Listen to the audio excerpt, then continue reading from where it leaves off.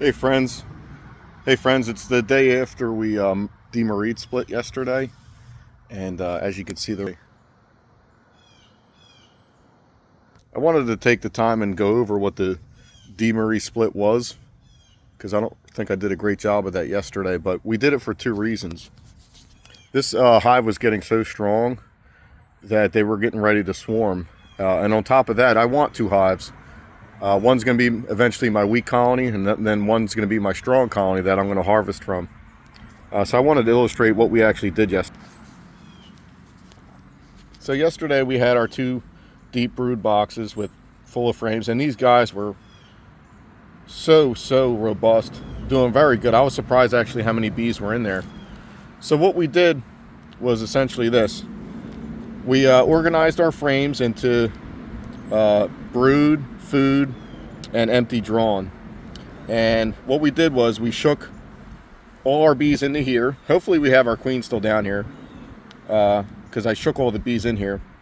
And then what we did was put an excluder on top of that box to keep the queen in here. The excluder is frames that are just wide enough that allow worker bees to go through, but not the queen because she's too big. And then we put two supers on top of that, were just empty drawn out frames that we froze to kill all the wax moths. We took them out for 2 days after we froze them for 2 days, and then we took them out for 2 days to thaw. And then we put another excluder on top of that, which was plastic. I'm not sure why I needed a plastic here as opposed to a metal one. I don't know that answer, but I'll get that answer eventually. And then we put our new box on the top. We put a feeder to the right. We put two of our best brood eggs followed by two foundation frames next to them. So we could hopefully coax a new queen into laying new brood. And then we put drawn frames here, which will make the job easier to store food. Now hopefully what happens is we're going to raise another queen up here. Oop, I got a friend following me. And the nurse bees can actually still go up here and care for this brood, and they will do that. I'm seeing a lot of activity up top too in that top notch. And we took care of all those queen cells because we saw yesterday that they were getting ready to swarm. I would have gave them about a week. And we want them to raise a new queen up here. So that's what this is designed to do. The nurse bees can go up here. These bees are not gonna have the pheromones of a queen up here, so they're gonna make those queen cells that we destroyed yesterday and hopefully raise another queen. And that's gonna be the second part of the demarrie split. So I came out here today because last night they were exhibiting all kinds of behavior. They were feastooning and washboarding. Washboarding is even a few hours after we split them, they were basically coating the front of that hive. And I think they do that, it's kind of not too understood, but they do that to prepare the hive entrance.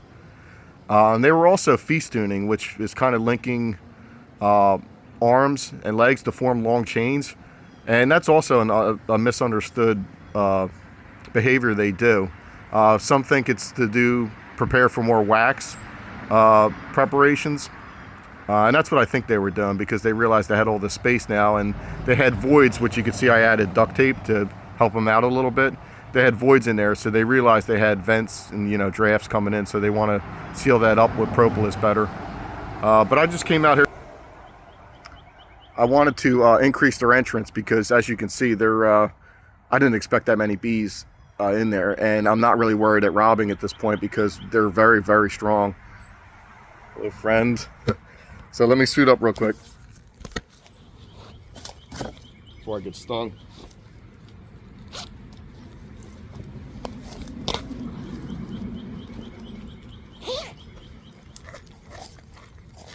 Whew. Good. He's not in my suit. He almost got me though. But what he just did was he put a pheromone on me, and that's going to identify me as a threat.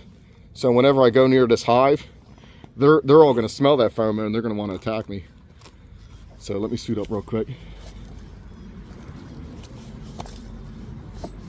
It's going to be 80 degrees today, so I wanted to make sure they had plenty of room and they didn't have to battle each other for foraging room coming in and out of the hive.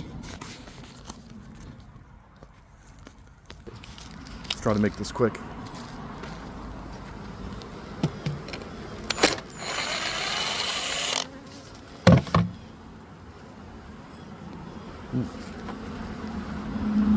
Wow, look at that.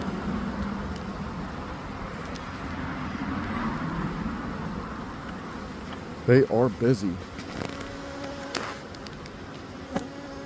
Trying to see if I see some pollen coming in, and I do. They're cleaning some of that styrofoam. See them dragging that styrofoam out right there, that white ball? They are very, very hygienic beans.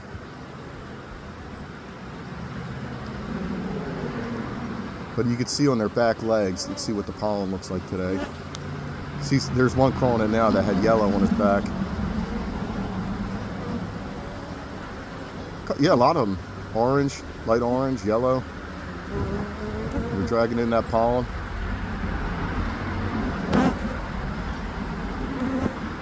Let's take a sneak back. They're starting to get a little annoyed with me. Because like I said, I got that pheromone on me now. That's going to identify me as a threat. So they're going to want to attack me. But that's all I wanted to do today. I wanted to illustrate that split a little more and why I did it. My bees were going to leave. Well, half of them were going to leave if I didn't. And this is ultimately going to give me 2 hives. But that's it for today. They're going to have a good day now. I just opened up some more room so they could forage. And as you can see, there's a lot of bees coming in with pollen, which is a real good sign. They really need that pollen as soon as they hatch so they can develop. And I'll check in about another couple of days and we'll go over the second part of this split, and hopefully I didn't crush the queen. But the fact that they're bringing in a lot of pollen right now tells me that I didn't, but time will tell. So take care, folks, and we'll check in again soon.